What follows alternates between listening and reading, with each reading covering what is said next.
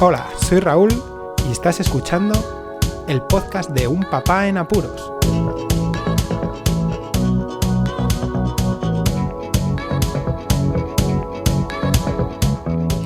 Hola, escuchar, bienvenidos a un nuevo episodio del podcast de Un Papá en Apuros. Día 32 de este confinamiento por el estado de alarma debido a la COVID-19. Si no sabéis de lo que estoy hablando, id al podcast número 85 que comienza toda esta serie a partir de aquel momento. Hoy voy a tratar algo que tiene que ver con este confinamiento, con este estado de cuarentena y con un trámite un poco peliagudo que he podido realizar gracias al certificado digital. Certificado digital que podéis perfectamente escuchar cómo obtenerlo y renovarlo en el podcast número 81. Pero bueno, lo mejor sería que todos escuchaseis aquel podcast para saber de lo que estoy hablando, pero a modo de resumen rápido, el certificado digital es un documento digital, vale la redundancia, que se obtiene para poder realizar trámites realmente administrativos, burocráticos, cosas que necesitas tu identificación para poder realizarlos y una identificación fehaciente de que eres tú, y para eso se consigue un certificado digital. La primera forma de conseguirlo, siempre la primera vez, es presentándote a una oficina para poder certificar que eres tú, ¿no? Identificarte y que tenga validez ese certificado. Luego, las posteriores renovaciones suelen ser, al menos los primeros 8 años, vía online. No hace falta presentarse en ningún sitio. Bueno, después de esta pequeña introducción, os voy a explicar el porqué de este podcast. Bien, dada mi situación laboral, pues tengo que realizar algunos trámites dentro del Servicio de Empleo Estatal de aquí de España, cuyas siglas son SEPE. Vale. ¿Qué sucede en estas ocasiones, en este confinamiento, en esta cuarentena? Que no se puede ir a las oficinas debido a este proceso anticontagios que estamos viviendo aquí en España. Para realizar trámites relacionados con ciertas prestaciones, pues hay que hacerlas vía online, ya sea mediante teléfono o mediante el uso de certificados digitales, DNI electrónicos o lo que también llamamos la clave, que es otro tipo de identificación que también se puede conseguir mediante, primero, personarse en una oficina y después mediante certificados digitales, etcétera, etcétera. Pero este no es el caso. La historia está en que yo tengo un certificado digital y para realizar uno de esos trámites puedo hacerlo desde casa mediante este certificado. El problema está en que no sé si es porque las redes están muy saturadas, porque no estaban bien activados estos servicios para tramitarlos mediante certificados digitales, o que ha sido una carambola si me ha tocado a mí justo los momentos que he ido a realizar los trámites. Pero llevaba hasta hoy una semana todos los días intentando realizar este trámite. Actualmente las oficinas del Servicio de Empleo Estatal abren, digamos que de forma segura, que debe haber algún operario, desde las 8 de la mañana hasta las 3 de la tarde.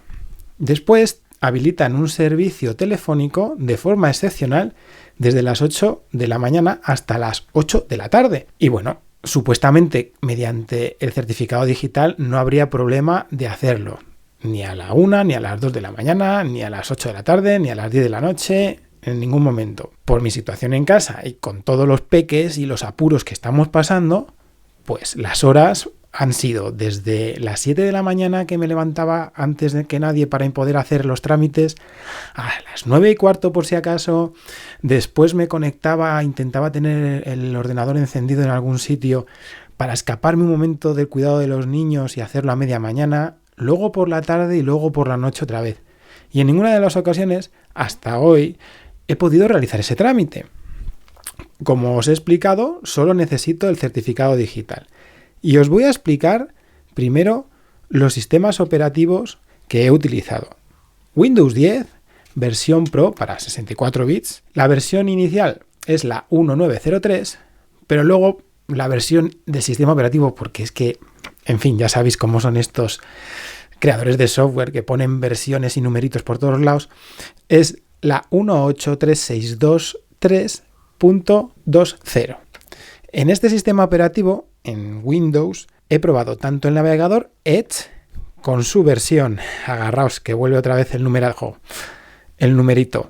44.18362.449.0.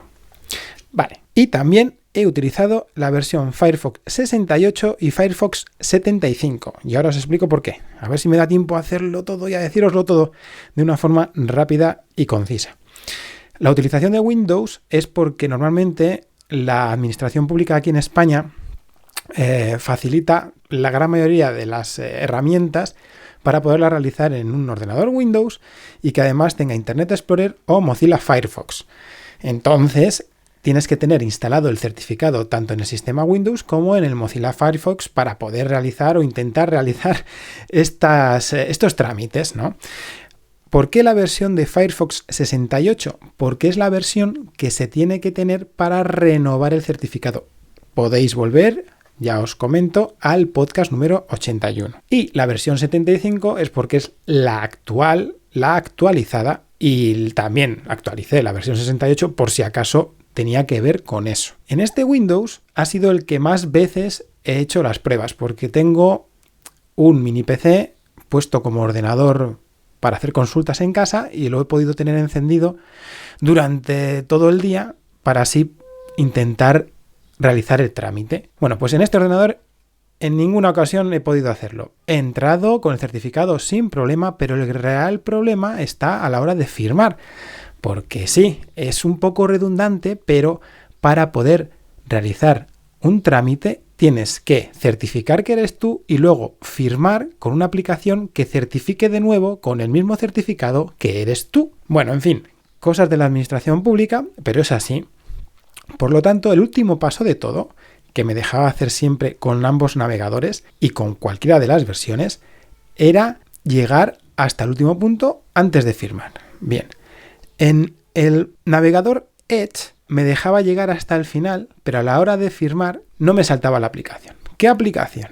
Volvemos al podcast 81, que os comentaba que existe una aplicación llamada Autofirma que hay que descargarse para que conecte con los navegadores y que permita la firma de los documentos. Bueno, pues cuando se termina el último paso del trámite de la solicitud, lo que te pide cualquiera de los navegadores es abrir esa aplicación Autofirma. Cualquiera de los dos navegadores me la abrió con cualquiera de sus versiones a la versión de Autofirma que tengo, última y actualizada, que es la 1.6.5. ¿Qué sucedía? Que a la hora de dar a firmar seleccionando mi certificado se quedaba petado, pero solamente Mozilla Firefox. El Internet Explorer, el tipo Edge, es que ese no daba ni señales.